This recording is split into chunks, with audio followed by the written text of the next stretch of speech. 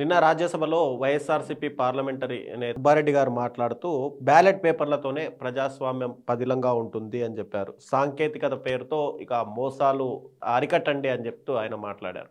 అయితే వైఎస్ఆర్సీపీ స్టాండ్ ఇదే అంటారా? సార్, నేనేమంటున్నానంటే సార్, ప్రజాస్వామ్యంలో ప్రజలకి ఓటే ఓటు అనేది వాళ్ళ హక్కు, వాళ్ళ ఆయుధం. దాన్ని మార్చేసే విధంగా ఇవాళ ఉన్నటువంటి రాజకీయాలు ఉన్నాయి. నేను మాట్లాడడమే కాదు, నేషనల్ ఛానల్స్ లో కూడా కోడే కూస్తున్నారు. ఏదైతే ఈ ఈవీఎం స్కామ్స్ వల్ల ఏ ఏ పార్టీలు ఇబ్బంది పడుతున్నాయి, అలాగే ఆంధ్ర రాష్ట్రంలో 42 లక్షల ఓట్ల చోరీ జరిగిందని చెప్పేసి చాలా సర్వేలు చెప్పాయి. చాలా మంది దీని మీద ప్రత్యేకంగా సర్వే పెట్టి మా దగ్గర ప్రూఫ్స్ కూడా ఉన్నాయి అని చెప్పినటువంటి విషయం. నాదొక స్ట్రైట్ క్వశ్చన్ ఏంటి అని అంటే, నేను డే ఫస్ట్ నుంచి ఈవీఎంస్ కి విరుద్ధంగా ఉన్నటువంటి అమ్మాయిని సార్. సో నేను అడుగుతున్నాను, పెద్ద పెద్ద కంట్రీస్ లో లేదు సార్ ఈవీఎం అనేది. పెద్ద పెద్ద టెక్నికల్ గా, టెక్నాలజికల్ గా, హైలైట్ గా 10G 12G అని మాట్లాడుతున్నటువంటి కంట్రీస్ లోనే లేనప్పుడు మన కంట్రీలో ఎందుకు సార్, మన స్టేట్ లో ఎందుకు సార్ నేను అడుగుతున్నా. ఇప్పుడు అమెరికా అక్కడ ఉందా సార్ ఈవీఎం, ఉందా అక్కడ? పర్ మై నాలెడ్జ్ అక్కడ లేదు. వాళ్ళే బ్యాలెట్ రూపంలో వెళ్తున్నప్పుడు మనకెందుకు సార్? అంటే ఏమి టెక్నికల్ గా మీరు ఇది చేయాలని వీళ్ళు వీళ్ళు అంటే ఓట్లనే చోరీ చేస్తే ఇంకా ప్రజాస్వామ్యం మీద ఏమి నమ్మకం ఉంటుంది సార్? అంటే ప్రజలు మాకు కావాల్సినటువంటి లీడర్లు కావాలి అనుకునే స్థాయి నుంచి ఏ ఛానల్ ఏ ప్రెస్ చేసినా కూడా వెళ్ళిపోయి వేరే పార్టీకి ఓట్లు పడుతున్నాయని ఎంతమంది ప్రజలు వచ్చి స్టేట్మెంట్లు ఇచ్చారు సార్? మీరు చెప్పండి. సో డెఫినెట్ గా సుబ్బారెడ్డి గారు చెప్పింది కరెక్ట్ మాట, మంచి మాట. ఆయన మాటని అందరూ ఆస్వాదించాల్సిందే, ఆహ్వానించాల్సిందే. ఎందుకంటే ఇవాళ జరుగుతున్న సిచ్యువేషన్స్ అవి. ఎందుకు ఉన్నటువంటి హిందూపురంలో అక్కడ చూసుకుంటే ఎంపీకిను ఎమ్మెల్యే టికెట్లకి ఎంత తేడా వచ్చింది సార్? ఒక వార్డులో జీరో సార్. మళ్ళీ కాంగ్రెస్ పార్టీకి ఏమో 400 చిల్లర, మళ్ళీ టీడీపీకి ఏమో 1000.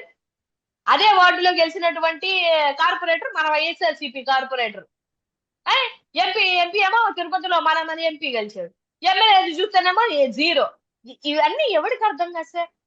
వేసిన ఓటింగ్ కౌంటింగ్ కి, ఓటింగ్ అయిపోయిన తర్వాత కౌంటింగ్ కి డిఫరెన్స్ ఎలాగొచ్చింది సార్? మీరు చెప్పండి. పోనీ ముందు ఛార్జింగ్ కి, తర్వాత పెట్టిన ఛార్జింగ్ కి డిఫరెన్స్ ఎలా వచ్చింది సార్? ఇది చిన్న పిల్లోడికైనా అర్థమైపోతుంది సార్. సో ఇది ప్రజాస్వామ్యానికి విరుద్ధమైనటువంటి డెసిషన్ నేను అనుకుంటున్నా. ప్రజలు కూడా ఇప్పుడు మనకి 1,32,00,000 ఓట్లు వచ్చాయి సార్. 1,32,00,000 ఓట్లు వచ్చాయి. వాళ్ళ దాంట్లో చూస్తేనేమో ఒక్కొక్కరికి 5 లక్షలు, 6 లక్షలు మెజారిటీ, 1,00,000 మెజారిటీ, 2 లక్షల మెజారిటీ. ఏంది సార్ ఇది? అన్ని మళ్ళీ గ్రౌండ్ రియాలిటీలో మన కార్పొరేట్లే, బూత్ లెవెల్లో మన వాళ్ళే ఉన్నారు. సరే ఓకే, ప్రజాస్వామ్యంలో నేను అంటే డౌట్స్ క్లారిఫై చేయాలి కదా. వార్డులో 0 వచ్చేంత పరిస్థితి వైఎస్ఆర్సీపీకి లేదే. గెలిచిన కార్పొరేటర్ ఫ్యామిలీ అన్న ఓట్లేరా? కాదు సార్, గెలిచిన ఫ్యామిలీ కార్పొరేటర్లు దగ్గరగా 1,00,000 ఓటు ఉన్నటువంటి ఒక 25,000-50,000 ఓటు ఉన్నటువంటి ఒక కార్పొరేటర్ కి ఒక్క ఓటు కూడా పడేదంటారా? మరి ఏమి పడకుండానే ఎంపీగా మన క్యాండిడేట్ గెలిచేసి ఎమ్మెల్యేలో 0లో ఉంటారా? ఏంది సార్ ఇది? ఇవన్నీ డౌట్స్ కదా, ఇవన్నీ నిజమైన డౌట్లే కదా. పోనీ ఏం చేశారు అని ఈవీఎంకి మాకు ప్రూఫ్లు చేయమంటే ప్రూఫ్ చూపించారంట. ఉన్న రుజువులన్నీ దగ్గర 3 నెలలు 4 నెలలు ఉంచాలి. ఎందుకు అన్ని డిలీట్ చేశారు? లేవంటారేంటి? ఇవన్నీ ఏంటి సార్? ఇవన్నీ డౌట్సే కదా. అందరు అక్కడ చూడండి. ఇప్పుడు జగన్మోహన్ రెడ్డి గారు నిజంగానే ఓడిపోయాడు అనుకోండి సార్, ఆయనకి నిజంగానే 11 వచ్చాయి అనుకోండి సార్. మరి ఎందుకు సార్ ఓడిపోయిన మనిషి వెనకాతల ఇంతమంది జనాలు వస్తారు? వీళ్ళందరూ ఓటర్లే కదా.